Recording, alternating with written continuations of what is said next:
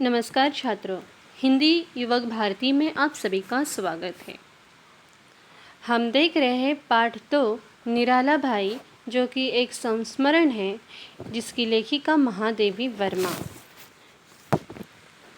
आज हम इस पाठ का छठा भाग देखने वाले हैं। इससे पहले हमने निराला भाई के चरित्र की 5 विशेषता देखे। आज हम छठी विशेषता देखने वाले हैं। इस गद्यांश में महादेवी वर्मा ने जो निराला भाई को नज़दीक से पहचाना है, समझा है, इसके बारे में उल्लेख किया गया है। निराला जी के व्यक्तित्व की 4 विशेषताएं हैं। 1, वे ऊपर से कुछ दिखाई देते हैं परंतु अंदर से अलग ही है। मतलब ऊपर से कठोर और मन से कोमल, ये उनके चरित्र की पहली विशेषता है। दूसरी विशेषता, वे हमेशा सत्य के मार्ग पर चलते रहे और इसके लिए न जाने कितने दुख यातना सहन करनी पड़ी, परंतु उन्होंने अपना मार्ग नहीं बदला। तीसरी विशेषता, वे अन्याय के प्रति अपने साहित्य के माध्यम से कठोर प्रहार करते रहे, परंतु किसी व्यक्ति के प्रति उनके मन में ईर्ष्या, द्वेष, नफरत नहीं थी। वे दिल के साफ आदमी थे। अन्याय के प्रति कठोरता थी, परंतु किसी व्यक्ति के प्रति उनके मन में कभी भी कठोरता नहीं दिखाई दी। चौथी विशेषता है कि वे क्रांतिकारी व्यक्तित्व थे। मतलब उनके मन में अगर कोई विषय के बारे में संकल्प किया, यानी दृढ़ निश्चय अगर उन्होंने किया है किसी विषय के बारे में, तो वो उस संकल्प को पूरा करके ही रहते थे।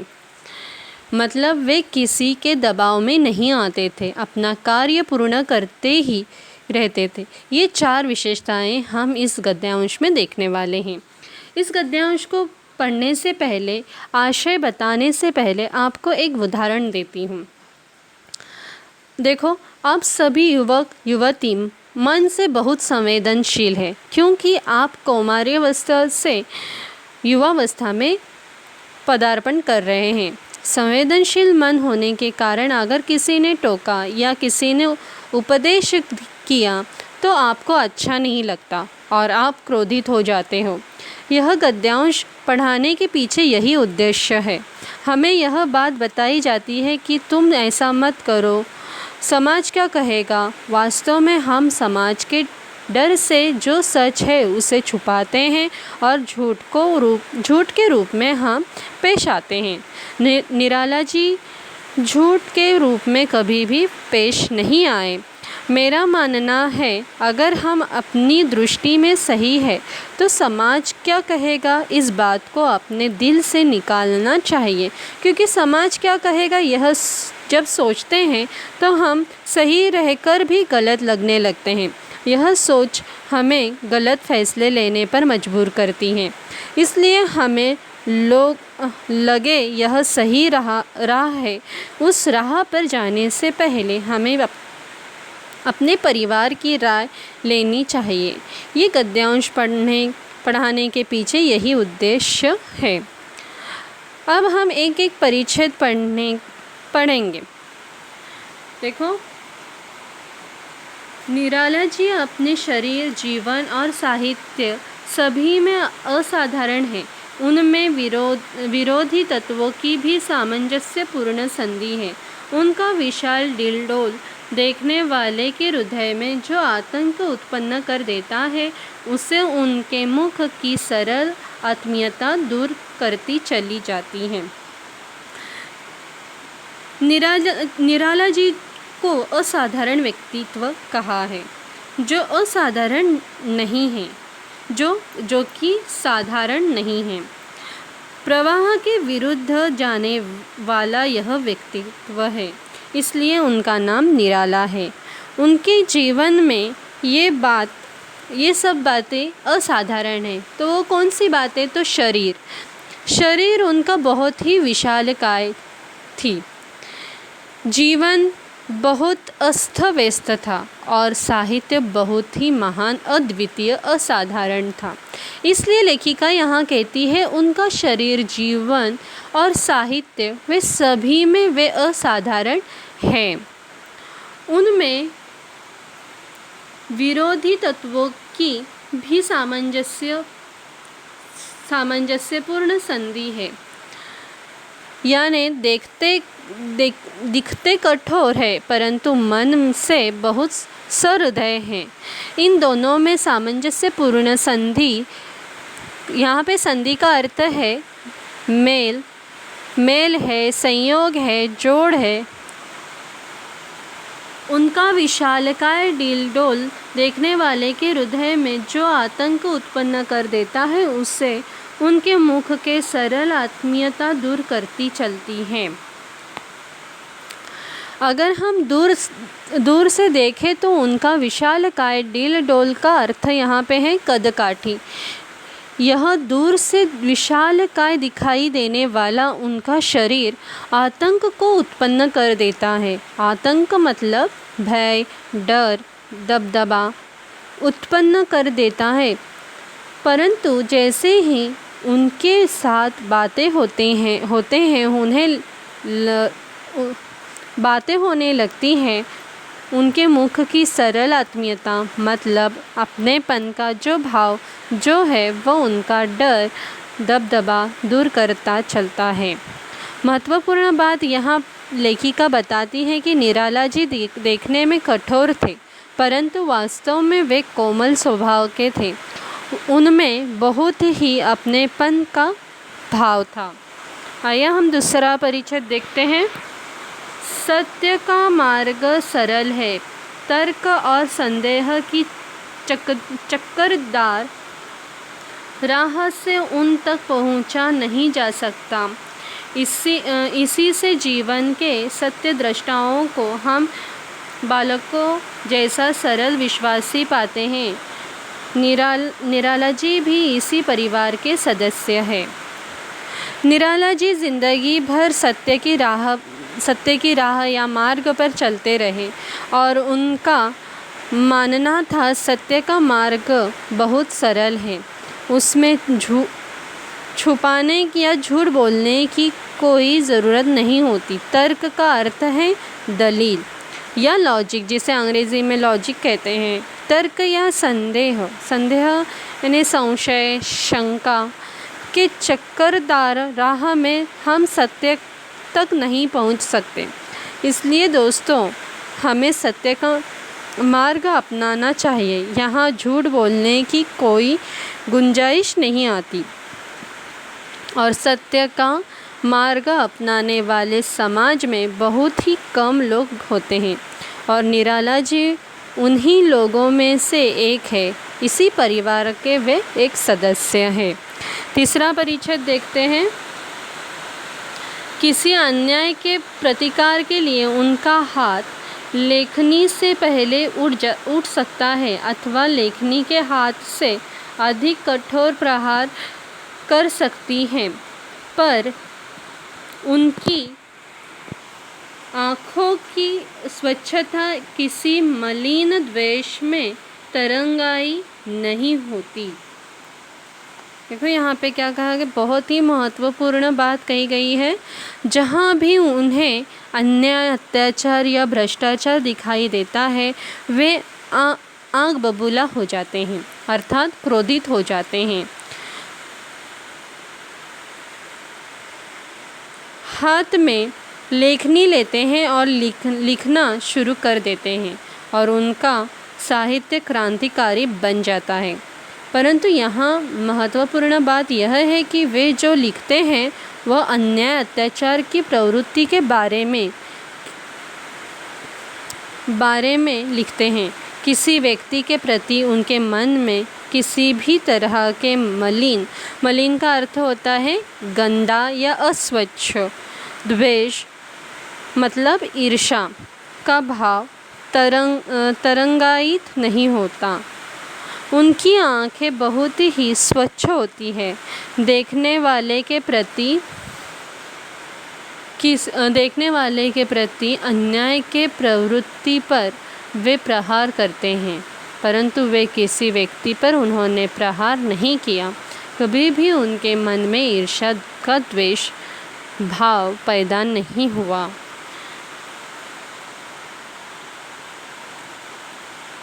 ओठों की खींची हुई सी रेखाओं में निश्चय की छाप है, पर उनमें क्रूरता के भंगिमा या घृणा की सिकुड़न नहीं मिल सकती। यहाँ पे सिकुड़न का अर्थ है संकोच और घृणा का अर्थ है नफरत। क्रूरता का अर्थ है कठोरता और भंगिमा का अर्थ है मुद्रा। मतलब कभी भी उनके ओठ खींचे रहते हैं। कभी कभी आदमी ओठों को खींचता है। ऐसा कहा जाता है कि ओठ खींचने वाला बहुत ही गुस्से वाला होता है, लेकिन निराला जी अलग थे। वे तभी ओठ खींच लेते जब उन्हें कुछ लिखना होता या काम करना होता है, तब वे ओठों को खींच लेते, परंतु उनमें क्रूरता की भंगिमा या घृणा मतलब नफरत की सिकुड़न नहीं मिल सकती। कभी आदमी को पहचानने में हम गलती करते हैं, यही बात यहाँ लेखिका बताना चाहती हैं। क्रूरता और कायरता में वैसा ही संबंध है जैसे वृक्ष जड़। अभी देखो, क्रूरता और कायरता में वैसा ही संबंध है जैसे वृक्ष की जड़ में अव्यक्त रस और उसके फल के व्यक्त स्वाद में। निराला किसी से भयभीत नहीं, अतः किसी के प्रति क्रूर होना उनका स्वभाव नहीं था। उनके तीखे व्यंग की विद्युत रेखा के पीछे सद्भाव के जल से भरा बादल रहता है।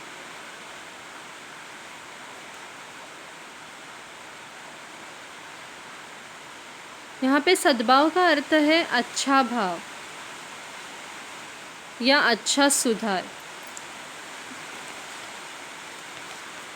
अब देखो यहाँ पे क्या कहते हैं कि क्रूरता और कायरता में वैसा ही संबंध है जैसे वृक्ष जड़ में अव्यक्त रस और उसके फल के व्यक्त स्वाद में। निराला जी की किसी भयभीत नहीं थे। वे किसी के प्रति क्रूर होना उनका स्वभाव भी नहीं और यह संभव भी नहीं है। वे डरते भी नहीं थे और डराते भी नहीं थे, परंतु क्या होता है कि उनके तीखे व्यंग की विद्युत रेखा के पीछे सद्भाव के जल से भरा बादल रहता था। बादल बरसने से पहले बिजली आकाश में चमचमाती है और फिर बादल का बरसना शुरू हो जाता है। ठीक उसी तरह उनका तीखा व्यंग्य, तीखा मतलब बहुत ही तीव्र शब्दों में अन्याय पर प्रहार करते समय वे लिखते थे और वह साहित्यिक क्रांतिकारी बन जाता है। सद्भाव का अर्थ है अच्छा भाव। मैंने जैसे थोड़ी देर पहले बताई हूँ, अच्छा भाव या अच्छा सुधार।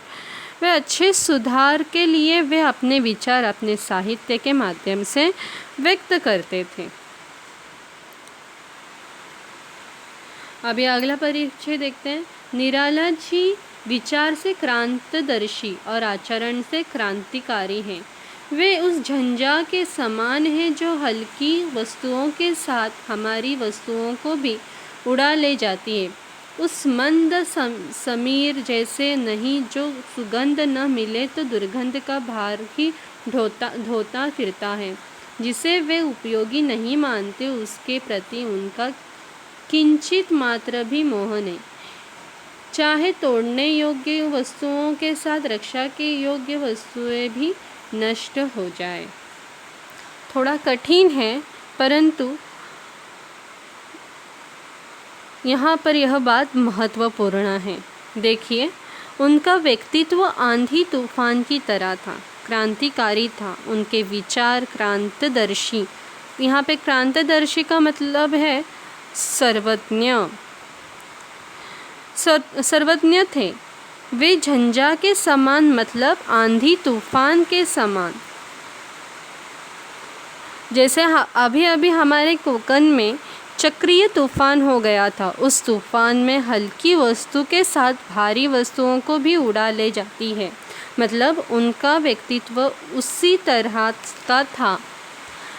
कभी कभी वे उनके विचार इतने क्रांतिकारी ढंग से प्रस्तुत करते थे कि उन्हें लाभ भी होता था और हानि भी होती थी, लेकिन इसकी चिंता उन्होंने कभी नहीं की, क्योंकि उन्हें लाचारी पसंद नहीं थी। उस मंद समीर और समीर जैसी नहीं जो सुगंध न मिले तो दुर्गंध का भार ही ढोता फिरता। देखो, उस मंद समीर जैसी नहीं, मंद का अर्थ है धीमी और समीर का अर्थ है हवा, वायु, यानी उस धीमी गति से बहने वाली हवा के समान जैसे नहीं जो सुगंध मिले तो दुर्गंध का भार ही ढोता फिरता है। यानी सुगंध नहीं तो दुर्गंध वो भी चलेगा, इस तरह के उनके विचार नहीं तो नहीं और है तो है, इस तरह के भाव उनमें दिखाई देता है। यानी एक बार उन्होंने ठान ली ना कि ये नहीं तो नहीं और ये बस करना है तो करना ही है। जिसे वे उपयोगी नहीं मानते उसके प्रति उनका किंचित मात्र भी मोह नहीं। जो उपयोगी नहीं है उसके प्रति मोह ही क्यों? जो तोड़ने योग्य हो या रक्षा करने योग्य हो, उन्हें तुरंत ही नष्ट कर देते थे। यानी किसी झंझट में वे अटकते नहीं थे, तुरंत ही सरलता से आगे बढ़ना और जो दिखाई देता है, जो सही लिखता है, उसे स्वीकार करना, इसी तरह का उनका स्वभाव था। अंतिम परिच्छेद देखते हैं। उनका विरोध द्वेष मूलक नहीं पर चोट कठिन होती है। इसके लिए अतिरिक्त उनके संकल्प और कार्य के बीच में ऐसी प्रत्यक्ष कड़ियाँ नहीं रहती जो संकल्प के औचित्य और कर्म के सौंदर्य के व्याख्या कर सके। उन्हें समझने के लिए जिस मात्रा में बौद्धिकता चाहिए, उसी मात्रा में हृदय की संवेदनशीलता अपेक्षित है। ऐसे संतुलन सुलभ न होने के कारण उन्हें पूर्णता में समझने वाले विरले मिलते हैं। विरले का अर्थ है गिने चुने लोग जो होते हैं वो मिलते हैं। इस बात का दुख लेखिका को है, क्योंकि केवल क्रांतिकारी है, गरीब है, दान बांटते हैं, गरीबी में रहते हैं, अस्त व्यस्त जीवन है, इस तरह की छवि लोगों ने बना ली थी। वास्तव में उन्हें पूर्णता से किसी ने समझा ही नहीं, यह समझ लेने की कोशिश ही नहीं की थी। इसलिए मैंने प्रारंभ में कहा कि समाज में कुछ लोग बाह्य व्यक्ति को देखते ही उसके बारे में अनुमान निकालते हैं कि यह गलत है। मनुष्य अंदर से कुछ होता है और बाहर से कुछ और होता है, इसलिए उस आदमी को सही तरीके से समझना महत्वपूर्ण है। मैं यहाँ कहना चाहूँगी दोस्तों, देखो, किताब पढ़ना आसान है, परंतु समाज पहचानना या समाज को पढ़ना बहुत ही कठिन है। समाज में कुछ लोग ऐसे होते हैं कि झूठ का सहारा लेकर मीठी मीठी बातें करते हैं और अपना स्वार्थ हासिल करते हैं, परंतु हम नहीं समझते। हम मीठी मीठी बातें करने वालों को अच्छा समझते हैं, और जो आदमी सरलता से तीखा व्यंग्य करता है वो हमको अच्छा नहीं लगता, क्योंकि वो आदमी कटु होता है। कटु बोलने वाला आदमी ही अच्छा होता है। देखिए, बीमार होने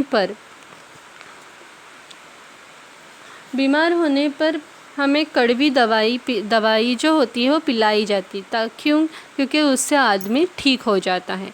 अपने दोस्तों की कटु बातें सुनने से ही अपने व्यक्तित्व में सुधार होता है। इसलिए समाज पहचानना, समाज को पढ़ना सीखना चाहिए। यह महत्वपूर्ण बात यहाँ निराला जी के माध्यम से हमें सीखनी चाहिए। लेखिका कहती हैं, निराला जी को समझने में लोग गलती करते हैं। कुछ उनकी प्रशंसा करने वाले हैं तो कुछ उनकी निंदा करने वाले भी हैं, परंतु वास्तव में निराला जी एक अलग ही व्यक्तित्व है। ये समझने वाले बहुत गिने चुने लोग हैं। उनका विरोध द्वेषमूलक नहीं पर चोट कठिन होती है। किसी के प्रति द्वेष मतलब शत्रुता नहीं है, उनके मन में किसी के प्रति शत्रुता नहीं है, चोट कठिन होती है। ये अन्याय के प्रति लिखते समय वे प्रहार आघात बहुत ही कठोरता से करते हैं। इसके अतिरिक्त उनके संकल्प और कार्य के बीच में एक ऐसी प्रत्यक्ष कड़ियाँ नहीं रहती। संकल्प का अर्थ है दृढ़ निश्चय। एक बार उन्होंने अपने मन में दृढ़ निश्चय जो करते हैं उस आगे पीछे न देखते हुए वो कार्य पूरा करके ही रहते हैं। मतलब यहाँ संकल्प औचित्य का मतलब है उपयुक्तता और कर्म का मतलब है कार्य। कार्य सुंदर है, अच्छा है, वो उपयुक्त है, ये नहीं देखते हैं। एक बार उन्होंने दृढ़ निश्चय किया तो वह कार्य करके ही रहते हैं। इसलिए इस व्यक्तित्व को देखने में, समझने में बहुत सारे लोगों ने गलतियाँ की हैं। इसलिए लेखिका कहती है, अच्छे महान व्यक्तित्व को समझने के लिए, उस बौद्धिकता को पहचानने के लिए हृदय की संवेदनशीलता का होना बहुत ही महत्वपूर्ण है। ये लेखिका ने यहाँ बताया है। ऐसा संतुलन सुलभ न होने के कारण उन्हें पूर्णता में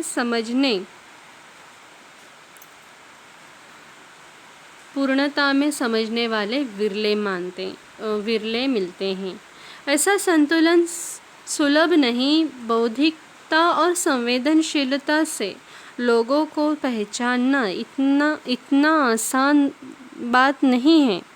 उन्हें पूर्णता में समझने वाले विरले मिलते हैं। विरले का अर्थ है, यहाँ पे मैंने बताई हूँ, गिने चुने। आइए इस पर आधारित मैंने कुछ कृति पत्रिका दी है, देखते हैं उस कृति पत्रिका में पहला प्रश्न।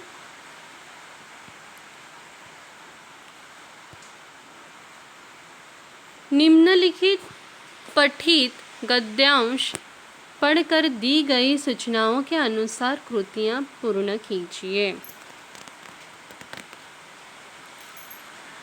पहला प्रश्न है, निराला जी इनमें असाधारण थे। तो इसका उत्तर है, शरीर और जीवन से वे असाधारण थे।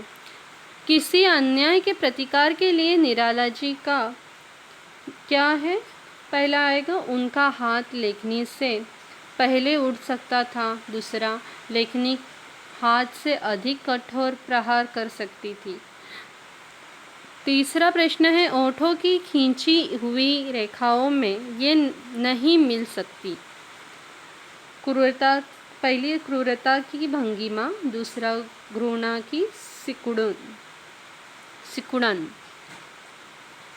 चौथा, निराला जी को समझने के लिए ये अपेक्षित है, बौद्धिकता और संवेदनशीलता।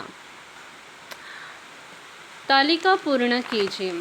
हल्की वस्तुओं के साथ भारी वस्तुओं को भी उड़ा ले जाती है। कौन? तो वो है झंझा, यानी आंधी तूफान।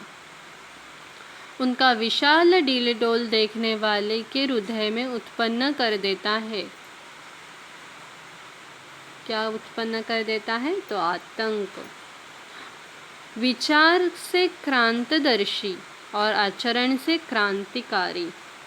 कौन है? निराला। उसका मार्ग सरल है। किसका मार्ग सरल है? तो सत्य का मार्ग सरल है। शब्द संपदा में देखिए, गद्यांश में आए विलोम शब्द की जोड़ियां ढूंढकर लिखिए। पहला है, मैंने पहला दी हूँ कि हमें अभी इस विलोम शब्द की खुद को जोड़ियां ढूंढनी है। अब मैंने जैसे दी हूँ हल्की, भारी। अब यहाँ पे दूसरा और तीसरा और चौथा ये आप लोगों ने ढूंढना है। गद्यांश में आए ता प्रत्यय युक्त शब्द लिखिए। अभी जो शब्द के अंत में ता शब्द आया है या ता वर्ण आया है वह लिखना है। आत्मीयता, बौद्धिकता, संवेदनशीलता। अब आगे का प्रश्न है, पर्यायवाची शब्द लिखिए। पहला शब्द है समीर। अब मैंने यहाँ पे हर एक शब्द के 2 पर्यायवाची शब्द दिए हैं और आपने भी वैसे ही लिखने हैं। पहला समीर है, जिसका पर्यायवाची शब्द है हवा और वायु। अब मैंने दूसरा शब्द यहाँ पे दी हूँ चोट। तीसरा शब्द है आतंक और चौथा शब्द, अंतिम शब्द है संधि। आइए अभी हम अभिव्यक्ति प्रश्न देखते हैं।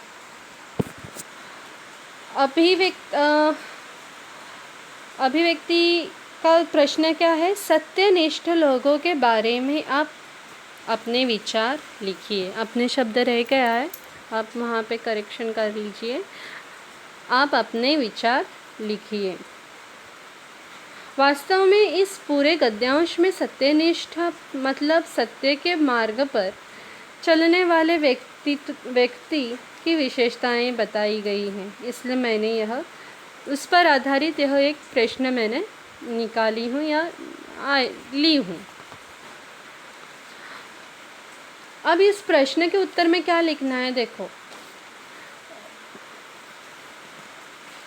अब यहाँ पे इस प्रश्न के उत्तर में मैंने अपने मुद्दे लिए हैं। आपने क्या करना है, अपनी ज़िंदगी में या बचपन से लेके पाठशाला में सत्यनिष्ठ लोगों के बारे में, महान व्यक्तियों की जन्मतिथि या स्मृति दिन के अवसर पर अपने शिक्षकों से सुना है, उसके बारे में लिखना है। अपेक्षित है वही लिखना अपेक्षित है।